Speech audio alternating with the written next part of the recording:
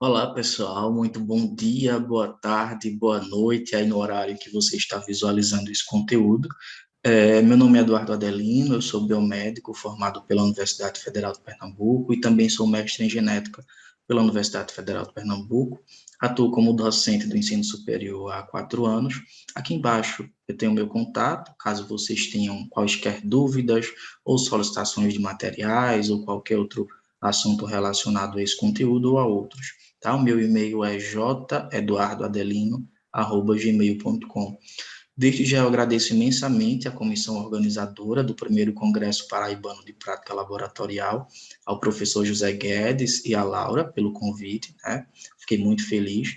Eu acho que é de extrema importância que o Estado da Paraíba tenha eventos dessa natureza, no que se refere ao a trazer conteúdo para profissionais de laboratório do nosso estado, tá? Então, meu muito obrigado a toda a equipe organizadora desse evento grandioso e que venham mais e mais e mais e mais edições. Desejo muito sucesso a todos vocês. Hoje nós vamos abordar um pouquinho a interpretação do hemograma em alguns processos infecciosos, né? Em doenças infecciosas. Primeiro ponto importante para a gente lembrar, né, o nosso papel enquanto analista sobre o hemograma é o seguinte: não é papel do analista determinar o diagnóstico do paciente, né, mencionar no que se refere ao hemograma, né, olha, qual é a bactéria, qual é o vírus que está provocando aquele processo infeccioso, né, mas nós podemos, até porque isso é papel mais da microbiologia, da virologia, mas no hemograma nós conseguimos direcionar, nós vamos revelar pistas muito importantes para o profissional médico, para o paciente e para os outros colegas das outras áreas do laboratório, qual é a natureza daquele agente. Então, a partir da celularidade, né, a partir da quantidade dessas células e de algumas características de alguns processos qualitativos na morfologia dessas células, nós conseguimos revelar, sim, né, se pode ser uma infecção do tipo bacteriana, do tipo viral, fúngica, ou provocada por algum parasita, por algum protozoário, por algum helminto. Então, é fundamental que o analista ele perceba o seu papel na hora de revelar essas pistas para os demais colegas, médicos e não médicos, para poder solucionar o caso do paciente, né? E aí cabe ao profissional médico correlacionar essas pistas reveladas de hemograma com os sintomas do paciente, com os exames complementares dos colegas das outras áreas, para poder completar o diagnóstico do paciente, né, e tratar em seguida esse paciente para que ele evolua para cura, tá certo? Então, eu vou mostrar para vocês hoje quais são os principais achados, né, tanto do ponto de vista morfológico e principalmente do ponto de vista funcional, do ponto de vista bioquímico. É fundamental entender características bioquímicas, características fisiológicas de algumas células, para que a gente possa ter certeza, para que a gente possa ter segurança na hora de liberar algum laudo, tá certo? No que se refere a esse processo, esse comportamento do hemograma, né, em doenças infecciosas, tá? Então, aqui nós vamos trabalhar em três partes. Na primeira parte, eu vou abordar as infecções bacterianas, depois as infecções parasitárias, e para fechar, a gente vai entrar em um processo de identificação de achados laboratoriais em infecções virais. Quando a gente fala um pouquinho sobre infecções bacterianas, uma coisa que eu quero que vocês lembrem bastante é de neutrófilos segmentados, tá? Podemos ter papéis de outras células? Podemos, mas de início eu quero que vocês lembrem bem do neutrófilo segmentado, né? O nosso ponto de partida é o neutrófilo segmentado. Por quê? Porque o neutrófilo segmentado apresenta algumas enzimas importantes para o processo de destruição, né, de algumas bactérias e principalmente algumas características morfológicas dele. Por exemplo, o neutrófilo segmentado é uma célula que vai apresentar um núcleo multilobulado, então nós podemos encontrar 3, 4, 5, 6 lóbulos no neutrófilo segmentado.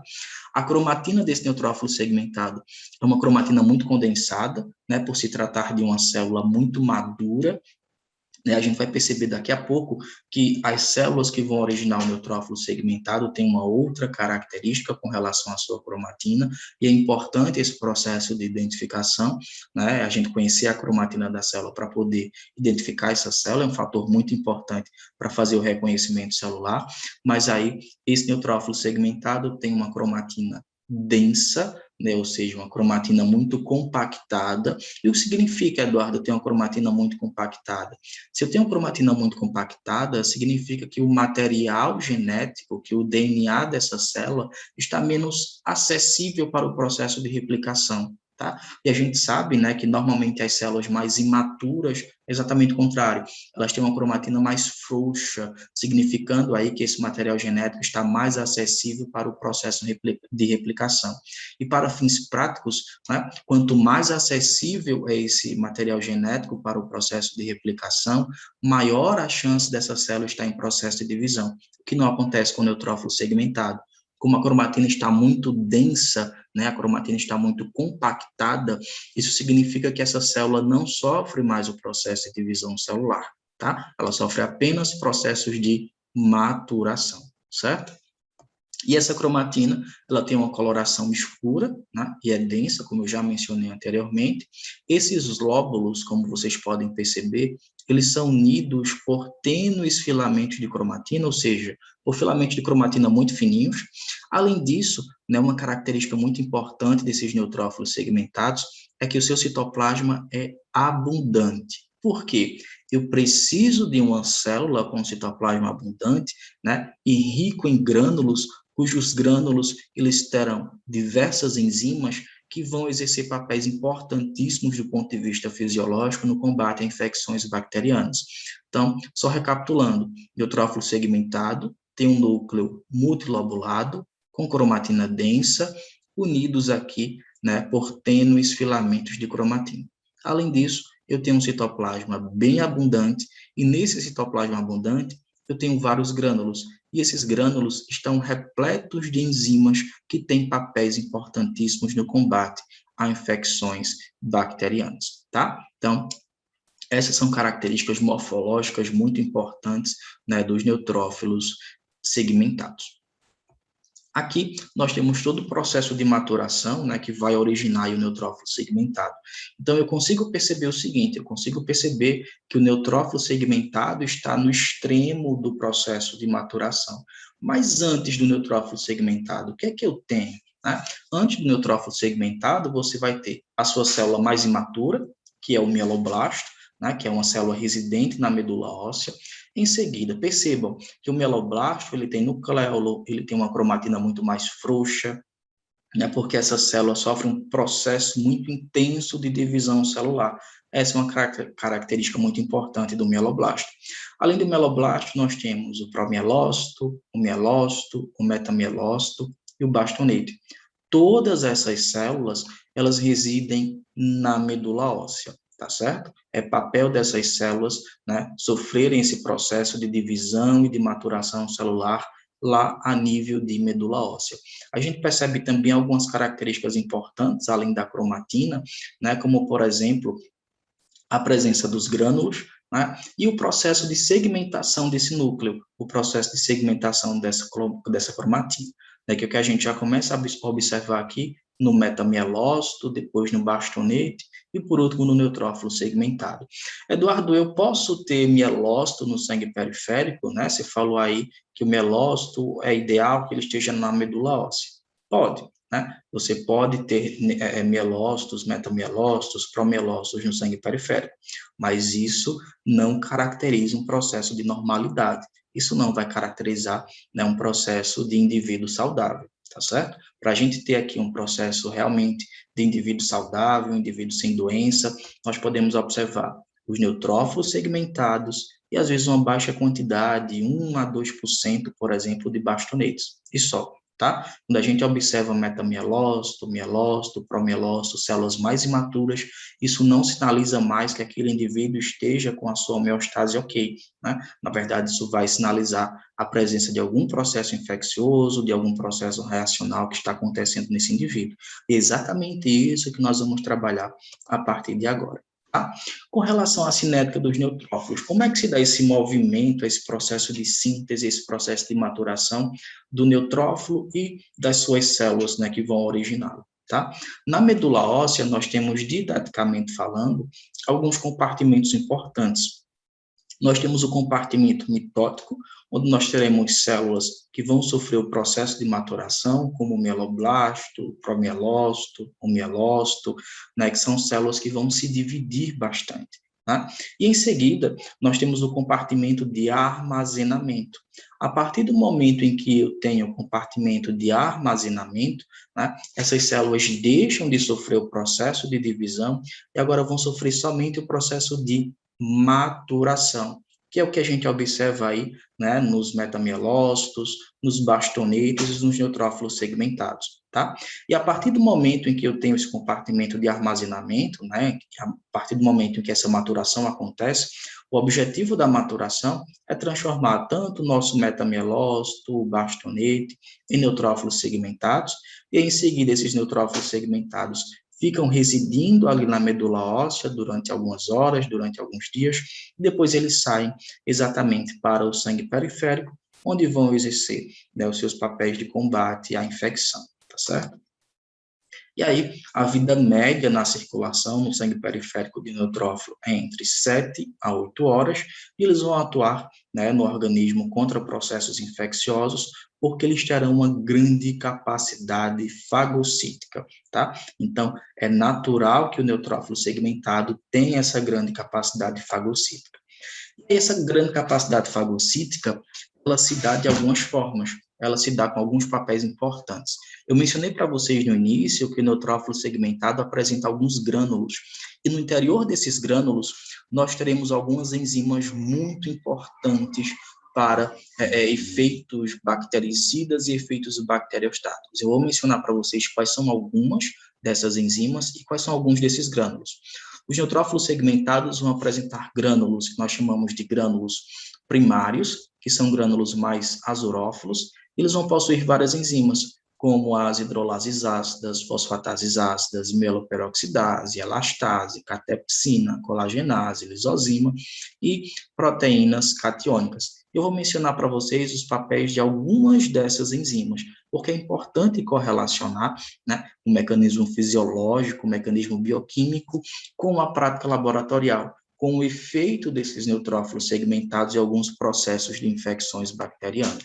Então, por exemplo, as proteínas catiônicas, né, que são algumas proteínas importantes nesses processos de infecção bacteriana, têm o papel de destruir micro-organismos, de aumentar a permeabilidade vascular, e aí, a partir do momento em que essas proteínas aumentam a permeabilidade vascular, nós temos agora uma maior chegada, uma maior entrada, né, de leucócitos, de monócitos ou até mesmo de outros neutrófilos, né, permitindo aí que o endotélio vascular fique mais maleável, mais flexível à saída dessas células do sangue periférico e migrando ali para os tecidos adjacentes, tá?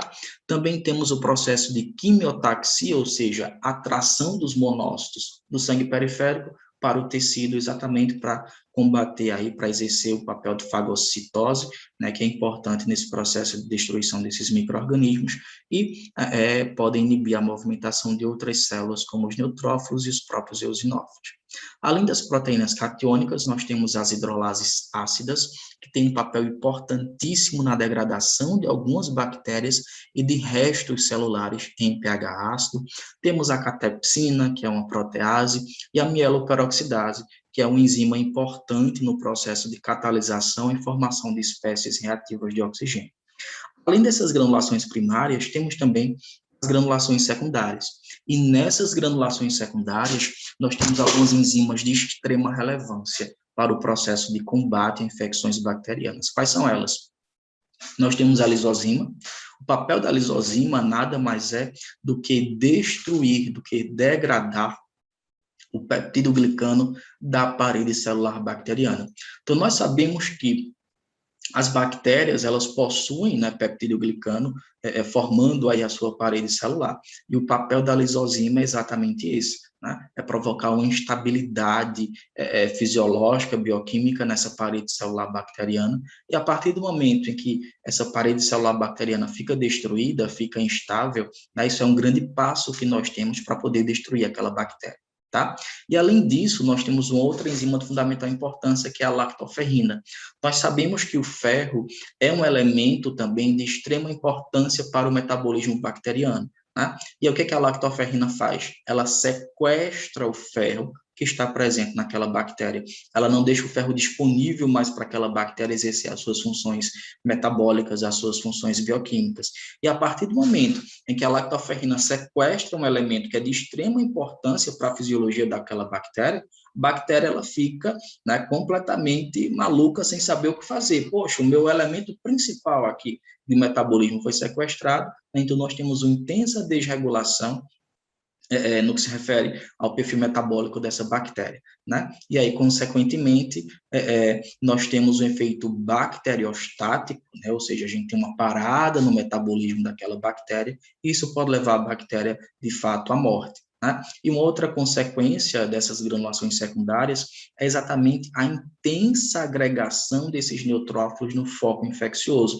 Então, quanto mais neutrófilos segmentados eu tenho naquele foco infeccioso, mais bactérias têm o seu peptidoglicano destruídos, né? Mais bactérias têm o seu ferro sequestrado, mais efeito bacteriostático eu tenho. Então, essa forma muito inteligente do nosso organismo, né, em utilizar as enzimas desses neutrófilos segmentados no que se refere ao processo de destruição dessas bactérias. Então, por que normalmente o paciente com infecção bacteriana cursa com neutrofilia, né? Cursa com aumento na produção desses neutrófilos?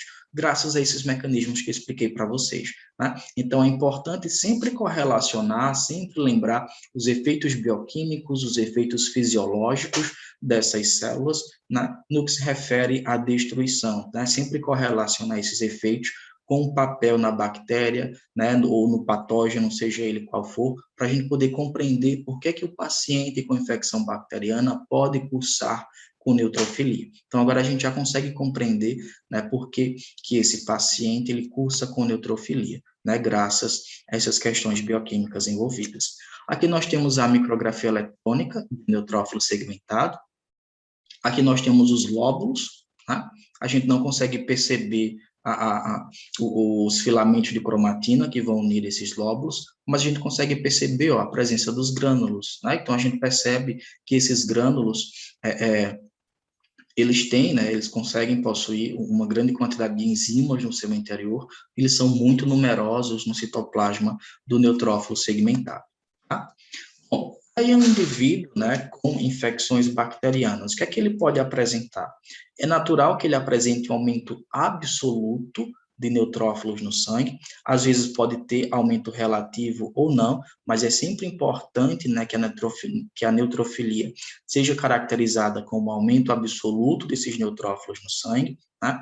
E aí a gente pode observar também alguns exemplos, como na apendicite, né, que é um processo também de inflamação aguda no apêndice, na maioria das vezes desencadeada por agentes bacterianos, onde nós temos a neutrofilia com bastonetes e metamielócitos, que vou entrar nos detalhes daqui a pouquinho, mas é importante lembrar também que nem toda neutrofilia ela estará presente em indivíduos com infecções bacterianas, e é papel, né, do analista saber interpretar isso, né? Para a gente não, deu neutrofilia nesse exame, então o paciente naturalmente está com infecção bacteriana, nem sempre, né? Existem alguns processos, existem algumas situações onde essa neutrofilia pode estar presente, né, e o indivíduo não apresenta nenhuma patologia, tá certo? Como, por exemplo, recém-nascido, mulheres gestantes, tá? Exercício físico. Então, é importante que, caso o paciente vá realizar hemograma no dia, né, ele seja orientado um dia antes ou alguns dias antes a não realizar exercício físico antes da coleta do exame.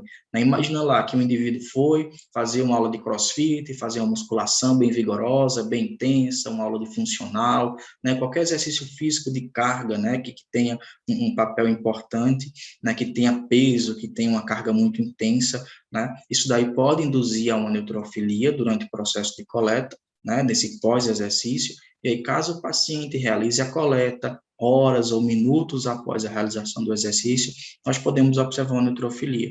Só que essa neutrofilia não ocorre em algum processo, não ocorre no processo de infecção, né? Até porque o indivíduo pode não estar infectado. Mas essa neutrofilia, ela é uma neutrofilia secundária a esse exercício físico muito intenso, tá? E situações de estresse também, tanto estresse físico, né, provocado por um intenso exercício físico, quanto após o próprio estresse emocional, também pode desencadear essa neutrofilia nesses pacientes. Aqui nós temos um exemplo de um hemograma de um paciente, né, que apresenta aqui uma leucocitose, que é a primeira coisa que a gente vai observar na hora de fazer esse processo de interpretação, né, contagem global de leucócitos, 14.430 leucócitos por milímetro cúbico de sangue. Valor de referência, entre 4 a 10 mil leucócitos por milímetro cúbico de sangue. Então, a gente percebe que existe uma leucocitose nesse paciente, tá? Então, beleza, já entendi que existe uma leucocitose, né? Mas agora eu vou observar qual leucócito está provocando aquela leucocitose, né? Eu sei que existe ali alguns leucócitos que estão mais elevados, né? E que estão justificando essa leucocitose aí, né? Então, vamos perceber aqui, ó, quando a gente percebe, né, quando a gente observa a presença de alguns leucócitos. Vamos começar aqui analisando os bastões, né? Os bastões nós temos 3% durante a contagem diferencial, durante a contagem relativa, né? E aqui, ó, 432 bastões por milímetro cúbico de sangue. Está um pouquinho acima dos valores de referência, né? Quando o valor de referência diz que é até normalmente 400 bastões por milímetro cúbico de sangue. Vamos observar agora o neutrófilo, né? O neutrófilo, nós percebemos aqui 77%, 77 neutrófilos foram contados durante a contagem diferencial, o que isso sinaliza para mim, né? Em torno de 11.111 neutrófilos segmentados por milímetro cúbico de sangue. O valor de referência entre 2.500 a 7.500 neutrófilos por milímetro cúbico. Então, a gente percebe claramente aqui, ó, uma intensa, né, neutrofilia. A gente percebe aqui uma grande quantidade de neutrófilos circulantes. Com os outros leucócitos, né, a gente percebe aqui eosinófilo, 144, 1%, basófilo também, 144, tudo dentro da normalidade.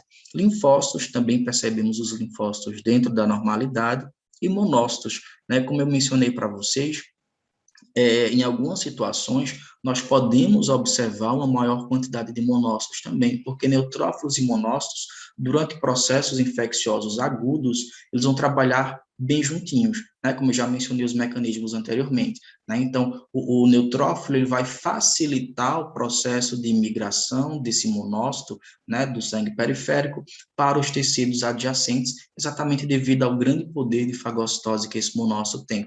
Então, é sempre importante a gente ficar de olho, quando a gente percebe aqui, ó, uma neutrofilia, como a gente observa nesse caso, né, e com uma monocitose, a gente consegue correlacionar isso basicamente com o processo de infecção aguda, tá? Algum processo de infecção bacteriana aguda está acontecendo aí, tá certo? Então, é importante sempre a gente fazer a interpretação dessa forma. Daqui a pouquinho eu vou mencionar para vocês o papel dos bastões também no processo de infecção. Tá? Aqui é só para a gente observar, a gente pode ter a neutrofilia isolada, ou podemos observar também a neutrofilia com monocitose, né, caracterizando a infecção aguda, ou dependendo da gravidade dessa neutrofilia, eu posso observar aqui um aumento de bastões, de metamielócitos ou de mielócitos. A priori, vamos focar somente na infecção aguda, com neutrofilia, e um aumento até discreto aqui, né, na contagem desses monócitos, tá? Eduardo, mas assim, o percentual está dentro do valor de referência dos monócitos. Eu tenho 8%, né, de contagem relativa, e o valor de referência é de 2 a 10%.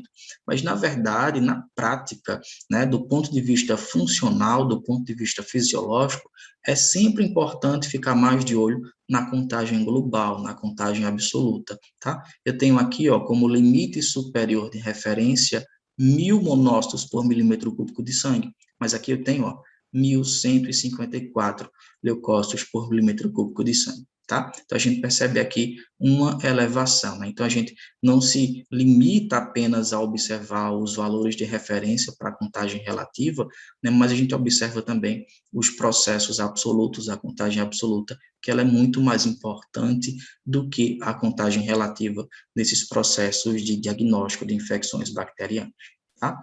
Bom, e aí, o que pode acontecer, né, em algumas infecções bacterianas de natureza mais intensa, em alguns processos de infecções bacterianas mais graves, né? Às vezes, o processo de maturação, né, o processo que leva até a célula imatura, até a formação do neutrófilo, ele pode ser acelerado, tá? É uma forma que a medula óssea tem, né, para dizer assim, olha, os neutrófilos que estão chegando no sangue periférico não estão dando conta da infecção. Eu preciso de um reforço, né? Eu preciso de uma ajuda. Então, medula óssea, me ajuda aí, né? Ver o que é que você pode fazer por mim para a gente tentar resolver essa infecção desse paciente, né? E aí, o que é que a medula óssea faz? Beleza, sangue periférico, eu vou ver aqui o que é que eu posso fazer. E aí, a gente pode ter um processo de aceleramento desse processo de maturação. Tá? Então, a gente pode ter um tempo aí reduzido, né, aproximadamente 48 horas, e aí a medula óssea lança esses neutrófilos, né, recém-sintetizados ali, que estavam no compartimento de armazenamento, de uma maneira mais precoce no sangue periférico do paciente, certo?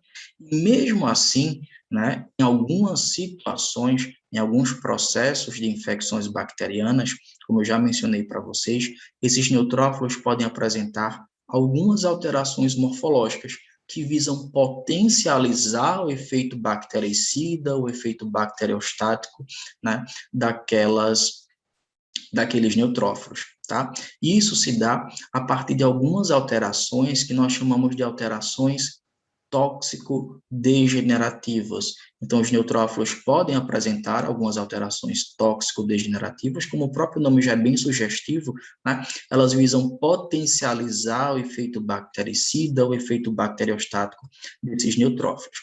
Tá? E aí, a primeira alteração tóxico-degenerativa que eu vou mostrar para vocês, nós vamos chamar de granulação tóxica. Eduardo, o que é uma granulação tóxica? Quando a gente observa, né, quando eu mostrei para vocês os grânulos dos neutrófilos, eu falei para vocês que no interior deles nós temos a presença de algumas enzimas, né? Algumas enzimas, como a lactoferrina, como a lisozima, tem um papel importante aí, né, no processo de combate a infecções bacterianas. Mas a granulação tóxica nada mais é do que a presença de grânulos mais densos. É como se aqueles grânulos dos neutrófilos que estão no citoplasma, eles recebessem um suporte maior de enzimas, né? Então, naturalmente, esses grânulos ficam mais densos, eles ficam maiores, tá? Então, a granulação tóxica é exatamente isso. Quando nós temos grânulos primários mais hipercromáticos, né? A gente percebe aqui os grânulos com uma cor mais intensa, né?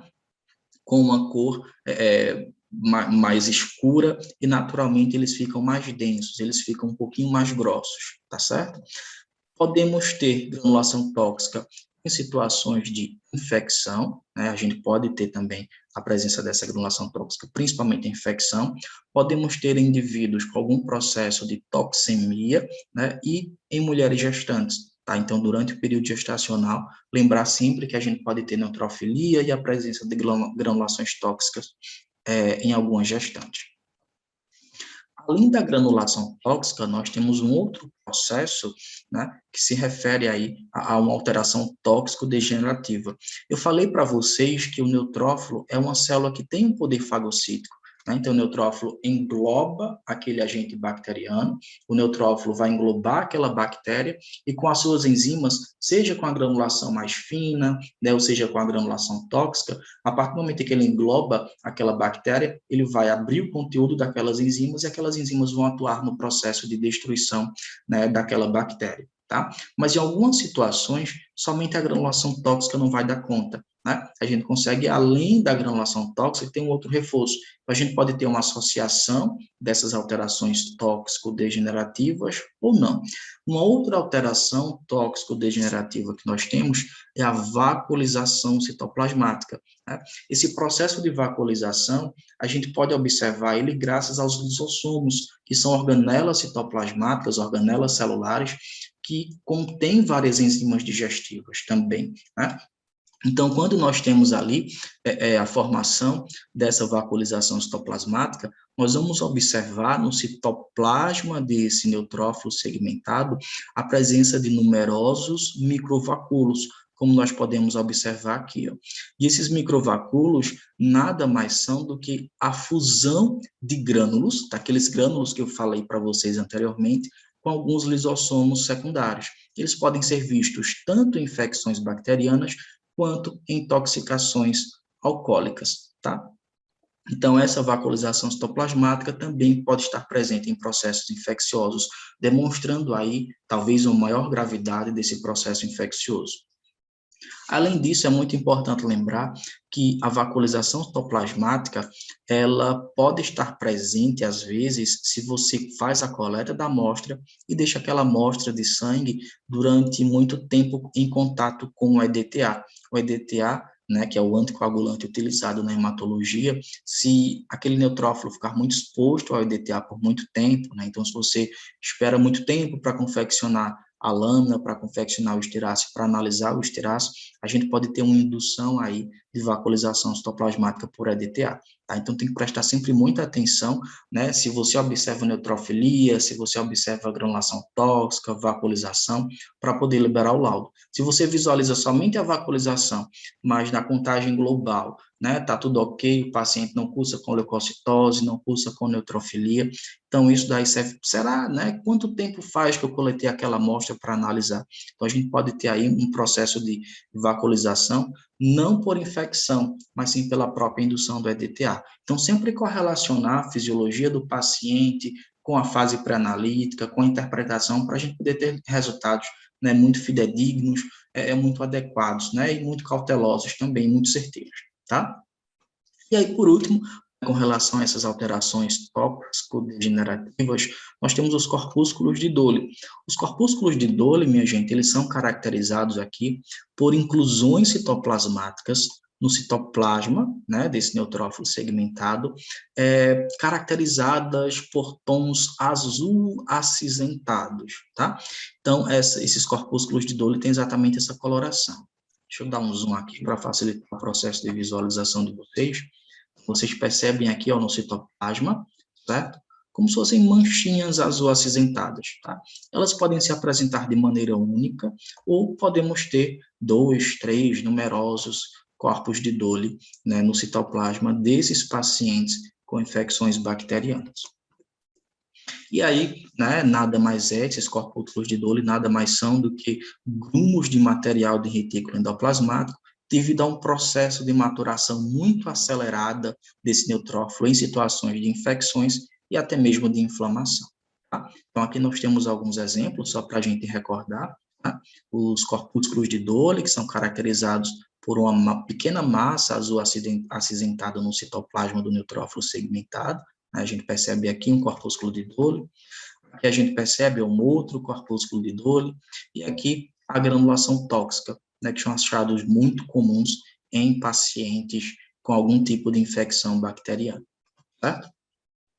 Sempre é importante relatar esses achados, não só os achados quantitativos, mas principalmente os achados qualitativos, né? As alterações tóxico-degenerativas são achados qualitativos. Então, sempre que você observar, né, a presença de corpúsculo de Dole, a presença de granulação tóxica, né, a presença de vacuolização citoplasmática, é importante que você relate, tá? E de preferência que você possa relatar se esse achado ele foi encontrado, né, na maioria dos neutrófilos, em uma pequena parte dos neutrófilos, tá certo? Para poder sinalizar ao médico aí, né, como é que se dá, como é que está esse processo de gravidade dessa infecção bacteriana, tá? Como exemplo, nós temos aqui, ó, presença, né, de granulações tóxicas no citoplasma da maioria dos neutrófilos. Então, o médico já consegue perceber, então, o paciente, nesse caso aqui, ó, tem neutrofilia, tá bem intensa essa neutrofilia, tá? E tem a presença de granulações tóxicas.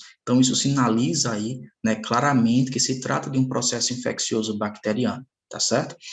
Isso é até importante para poder fazer o diagnóstico diferencial de alguns tipos, né, de leucemias, como a leucemia neutrofílica crônica, né? Pacientes com leucemia neutrofílica, esses pacientes não vão apresentar alterações tóxico-degenerativas, tá certo? Esses pacientes, eles vão apresentar neutrofilia, mas sem essas alterações tóxico-degenerativas. Então, é importante sempre associar esses fenômenos de alterações tóxicas, alterações tóxico-degenerativas com processos infecciosos de natureza bacteriana. Tá? Outro fenômeno que nós podemos encontrar em processos infecciosos de natureza bacteriana é o processo que nós chamamos de desvio à esquerda. Eduardo, o que é o desvio à esquerda? O desvio à esquerda nada mais é do que o seguinte, ó. Eu mencionei para vocês anteriormente que, às vezes, né, o sangue periférico vai dizer assim, olha, medula óssea, eu já tenho muito neutrófilo aqui, já tenho uma neutrofilia, mas esses neutrófilos não estão conseguindo dar conta mais dessa infecção, tem muita bactéria, eu preciso destruir essas bactérias, né? Então, me dá um alerta, me dá um socorro aí, né? Me dá um suporte, e aí a medula óssea vai dizer, poxa, sangue periférico, os neutrófilos que eu tinha eu já mandei para você, né? Não tem agora como maturar com urgência, eu tenho aqui uns bastonetes, eu tenho aqui os metamielócitos, não dá para maturar isso daqui com urgência para sofrer essa maturação até neutrófilo segmentado agora. Aí a medula óssea diz assim, olha, poxa, posso fazer nada, né? Eu preciso desses agentes, né? Já que você tem aí bastonete, manda para mim o que você tiver, né? E aí a medula óssea faz exatamente isso, né? Ó, tá bom, não tenho como maturar agora para neutrófilo segmentado, desculpa, eu vou mandar o que eu tenho. Aqui não tem cão, vai caçar com gato. E aí a medula óssea vai e libera precursores imaturos no sangue periférico desse paciente, né? Então a gente pode ter a presença de bastonetes, nós podemos ter a presença aí, né, de metamielócitos, de mielócitos. E esse fenômeno nós vamos chamar de desvio à esquerda, tá? Eduardo, o que é o desvio à esquerda? O desvio à esquerda nada mais é do que um processo infeccioso, né, que é observado em alguns pacientes que já cursam com uma neutrofilia progressiva, né, ou seja, os estoques ali de neutrófilos já se esgotaram, né? E aí nós temos agora um aumento na proporção de neutrófilos bastonetes sempre maior que 6% do número total de neutrófilos. Às vezes tem alguns autores que dizem 5%, outros 6%, tá? E aí fica a critério, né, do laboratório, do PNCQ, definir qual percentual ele considera ideal para ter desvio à esquerda. Tá? É interessante sempre observar a contagem absoluta. Tá? A contagem absoluta é mais importante para a gente caracterizar esse processo de desvio à esquerda. Tá? E aí o que é que acontece no desvio à esquerda? Lembra lá quando eu mostrei para vocês, né, o compartimento de maturação, o compartimento de armazenamento, né? Então percebam que no desvio à esquerda nós temos situações reativas em que a medula óssea ela será estimulada a descarregar ainda esse processo, né, de maturação que acontece no sangue periférico. É uma forma de você dizer o seguinte para a medula óssea, ó, só tem aqui bastonete, manda para mim o que você tem, e aí a medula óssea vai lá e lança os bastonetes no sangue periférico do paciente, tá certo? E aí você tem que identificar morfologicamente esses bastonetes, né, como a gente pode caracterizar aqui. Tá? Percebam que a principal diferença do bastonete para o neutrófilo segmentado, a gente consegue ver um pouquinho de diferença na cromatina. A cromatina no bastonete ainda é um pouco mais frouxa, né? Vamos dizer assim. Vamos dizer frouxa, vamos dizer menos condensada, menos densa do que a cromatina do neutrófilo segmentado, né? E uma outra diferença que a gente percebe claramente é que o seu núcleo é de fato em forma de bastão, a gente não observa nenhum processo de segmentação nuclear nesse bastonete, né? Então, isso é o que faz com que você diferencie esse bastonete do neutrófilo segmentado, tá? Tem alguns colegas que ainda confundem bastonete com monócito, mas é importante lembrar que o bastonete ele tem grânulos no seu citoplasma, né? O monócito não vai apresentar esses grânulos, tá certo? Então, essas daí são as principais diferenças entre essas células. Bom, aí além desses processos, né, como eu já mostrei para vocês, desvio à esquerda, né, esse processo aí de alterações tóxico-degenerativas, existem alguns distúrbios, existem algumas doenças de natureza bacteriana que são mais intensas, né, como, por exemplo, o paciente com septicemia, né, o paciente com sepse. Então, nem sempre o paciente com sepse ele vai cursar somente com a neutrofilia, né, vai cursar somente com desvio à esquerda até bastonete. A gente pode observar, né, alterações mais graves nesse paciente com reação leucemóide, como eu vou mostrar alguns exemplos para vocês daqui a pouco. Esse paciente, por exemplo, ele pode cursar com uma intensa leucocitose, com desvio à esquerda, né, que é comum observar isso na reação leucemóide e lá na leucemia mieloide crônica também, tá? E aí a gente precisa aprender a fazer o diagnóstico laboratorial entre o paciente com relação leucemóide e o paciente com leucemia mieloide crônica, tá? E quais são os achados, né, de um distúrbio para o outro? Por exemplo, no paciente com reação leucemóide, nós temos um intenso desvio à esquerda. No paciente com LMC, também temos leucocitose com desvio à esquerda, tá certo? Com relação à maturidade celular, nós podemos observar, né, a presença de neutrófilos segmentados, de bastonetes, de mielócitos, de metamielócitos, certo? Na leucemia mieloide crônica, nós podemos observar formas maduras, né, como segmentado, bastonete, mielócito, metamielócito. Em algumas situações, tá? Por isso que eu coloquei aqui várias sinalizações. Os pacientes com LMC podem apresentar, né, na fase acelerada, por exemplo, um desvio à esquerda até blastos, tá certo? Isso aqui pode acontecer. Vai acontecer em todo paciente com LMC? Não. Na maioria das vezes, o paciente com LMC tem, na sua fase crônica, né, a presença de desvio à esquerda até mielócito, até promielócito, tá? Outra característica importante da reação leucemóide é basofilia, a gente dificilmente observa basofilia e eosinofilia também, certo? Pacientes com LMC podem apresentar basofilia ou não, certo? E podem apresentar eosinofilia também ou não, tá? Isso daqui, normalmente, a presença de basofilia ou eosinofilia, principalmente basofilia, pode cursar com um prognóstico não tão bom para esse paciente com LMC. Mas tem uma diferença principal, é uma diferença muito importante. A gente percebe que nas alterações quantitativas, né, existem diferenças importantes, existem, mas elas são parecidas. Né? Mas existem alterações qualitativas que são fundamentais para diferenciar um paciente com reação leucemóide de um paciente com leucemia mieloide crônica, que compreende exatamente, né, as alterações tóxico-degenerativas. Isso é uma característica particular da reação leucemóide versus a leucemia mieloide crônica. O paciente com reação leucemóide, né, além desses achados quantitativos que eu mostrei para vocês, nós vamos observar uma intensa alteração tóxico-degenerativas, né, como, por exemplo, granulações tóxicas, vacuolização citoplasmática e corpúsculo de Dole, coisa que o paciente com leucemia mieloide crônica não vai apresentar, tá certo? Por quê? O paciente com LMC não tem uma infecção, né? É um defeito clonal que está acontecendo a nível de medula óssea. Então, se não tem infecção, não tem para quê, não tem necessidade daquele neutrófilo ter vacuolização citoplasmática, né? Fundir os grânulos com os lisossomos para quê? Vai fagocitar o quê? Né? Se não tem nada para ser fagocitado, tá certo? Então, essa é a grande importância de saber diferenciar, né, um paciente com LMC de um paciente com reação leucemóide. Tá? Como, por exemplo, a gente percebe aqui a presença, né, de corpúsculos de Dole nesses neutrófilos, a presença de granulação tóxica também, grânulos mais densos, mais corados intensamente, né, caracterizando aí um processo de infecção bacteriana. Já aqui, ó, a gente tem uma imagem de um paciente com leucemia mieloide crônica.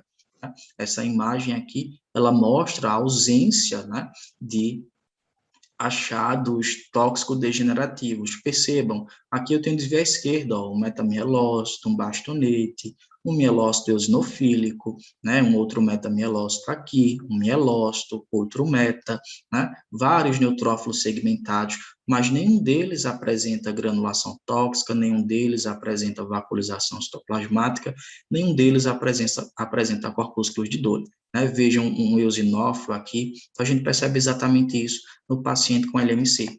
Já no paciente com reação leucemóide, ou com outros processos de natureza infecciosa, né, bacteriana, observem aqui, ó, a intensa granulação tóxica, tá certo? Então, percebeu grânulos densos, grânulos hipercorados, granulação tóxica dos neutrófilos. Tá? Já aqui, ó, a gente percebe também uma lâmina de um paciente com reação leucemóide, tá? A gente vê aqui, ó, a presença de metamielócito, bastonete, aqui, ó, granulação tóxica nos neutrófilos, granulação tóxica também nesses neutrófilos, certo? Então, isso caracteriza aí um paciente, né, com uma reação leucemóide, não um paciente com leucemia mieloide crônica. Tá? Vamos ver aqui alguns exemplos de hemogramas para a gente compreender também outros achados que são de extrema importância, que são de extrema relevância. Tá? A gente percebe aqui, ó, vamos ver, aumentar o zoom, contagem global de leucócitos, 10.100. Está um pouquinho acima, né? Limite superior, 10.000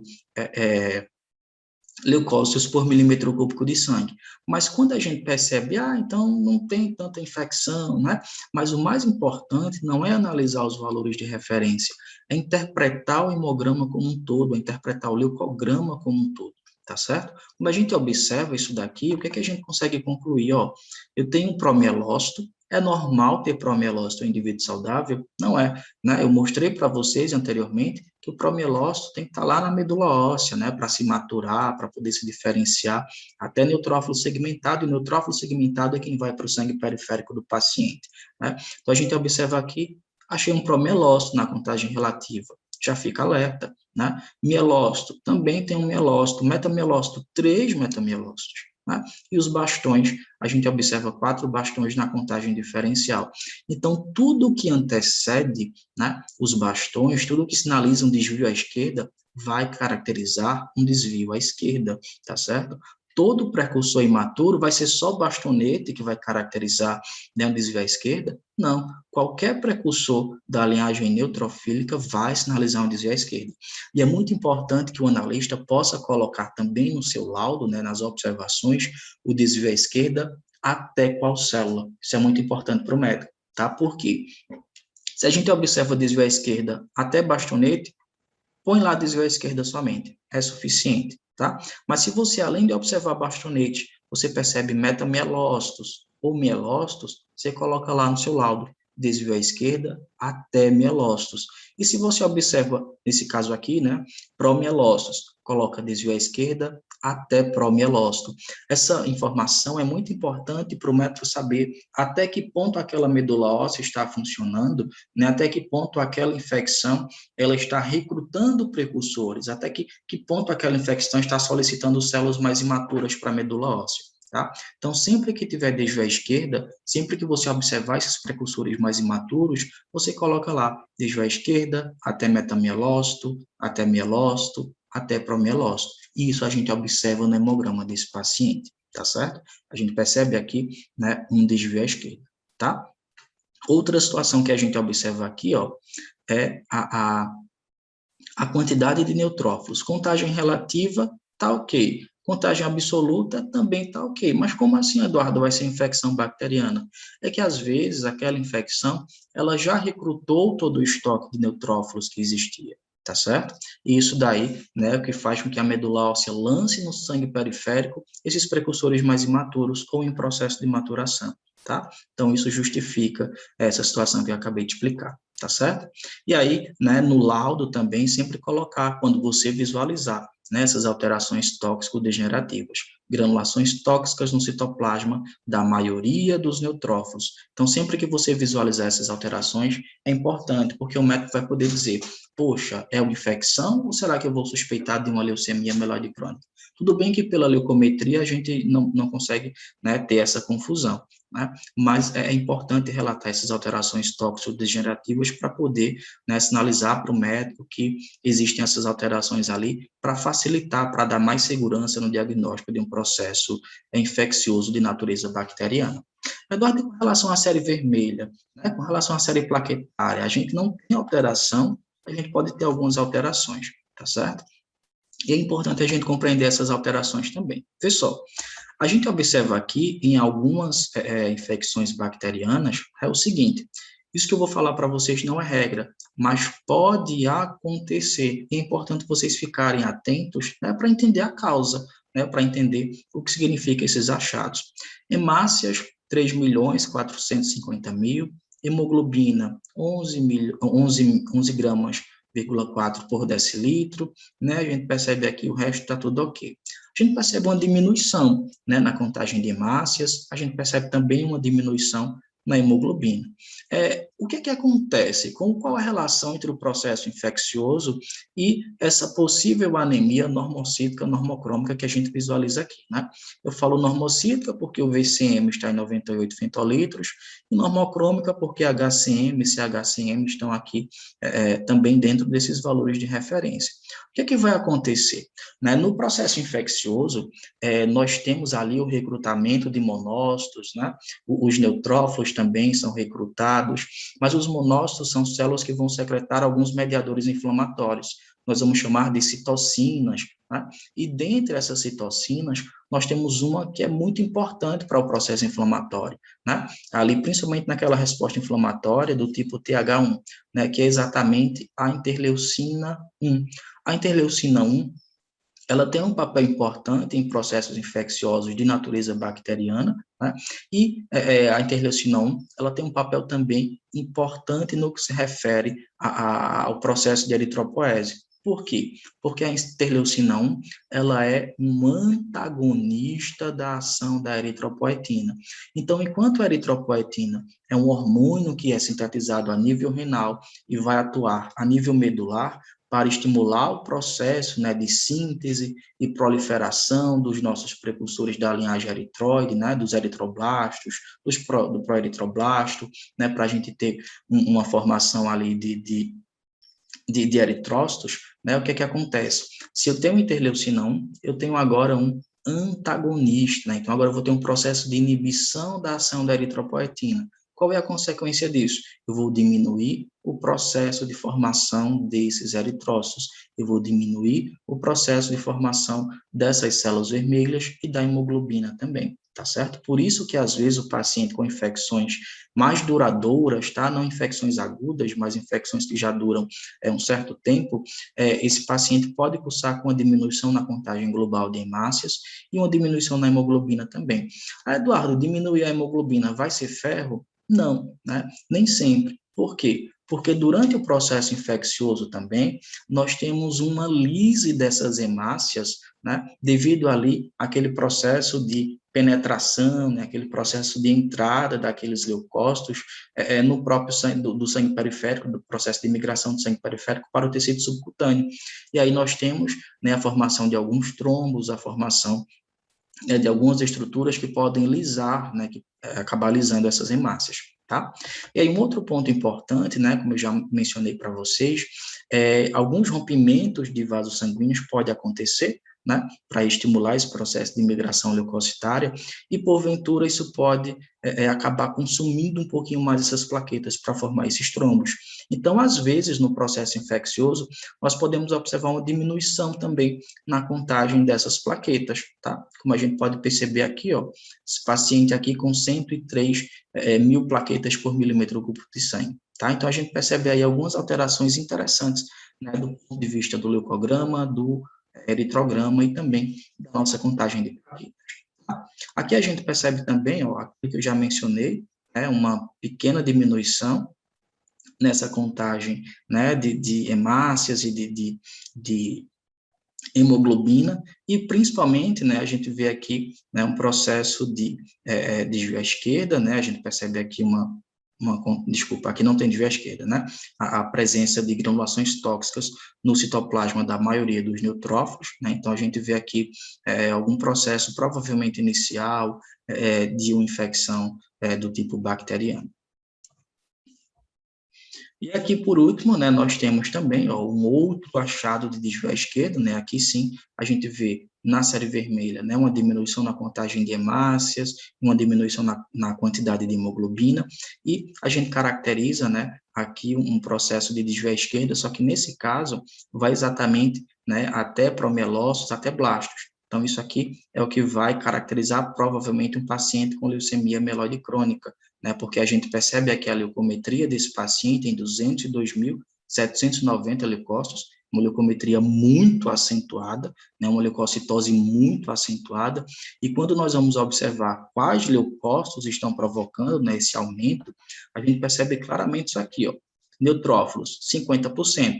Se a gente se detém somente ao valor relativo, ó, 40 a 75, tá ok, tá ótimo, né? Não é nada, mas a gente percebe o quê, ó? 101 mil, muito acima do valor de referência. Né? A gente visualiza também ó, bastões, metamelócitos, melócitos, promelócitos e blastos.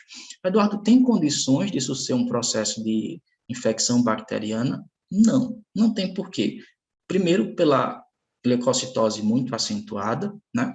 E segundo, porque se eu tivesse um processo infeccioso com essa grande quantidade, né, de leucócitos e com esse intenso desvio à esquerda, poxa, tenho esse intenso desvio à esquerda, mas não tem uma alteração tóxico-degenerativa, né? Por isso que é importante observar sempre as observações do laudo, né? Então, isso daqui sinaliza para mim que não se trata, sinaliza para o médico, né, que não se trata de um processo de infecção bacteriana, mas pode sim se tratar de um processo, né, de leucemia, né, uma leucemia mieloide crônica, quando eu observo aqui nessa leucocitose intensa, esse intenso desvio à esquerda, né, esse desvio até blastos, até promielócitos, né, e a ausência de sinais tóxico-degenerativos nesses leucócitos, tá? Então, sobre infecções bacterianas, era basicamente isso que eu queria mostrar para vocês, para a gente não se prolongar muito. É importante que vocês fiquem atentos, né, a esses sinais tóxico-degenerativos, as características dessas células, né, dos neutrófilos, dos bastonetes, né, e sempre ficar atento àquilo que pode ser visualizado no sangue periférico e aquilo que pode ser visualizado, né, que é de cunho praticamente exclusivo da medula óssea. Né? Então, se a gente percebe achados de medula óssea no sangue periférico, ficar com sinal de alerta, já ficar procurando ali algum sinal tóxico-degenerativo, se não tiver, ficar atento aos valores quantitativos desse hemograma, tá bom? Daqui a pouquinho eu vou voltar para falar com vocês um pouquinho sobre os achados do hemograma em pacientes com infecções parasitárias, tá? Obrigado e até daqui a pouco.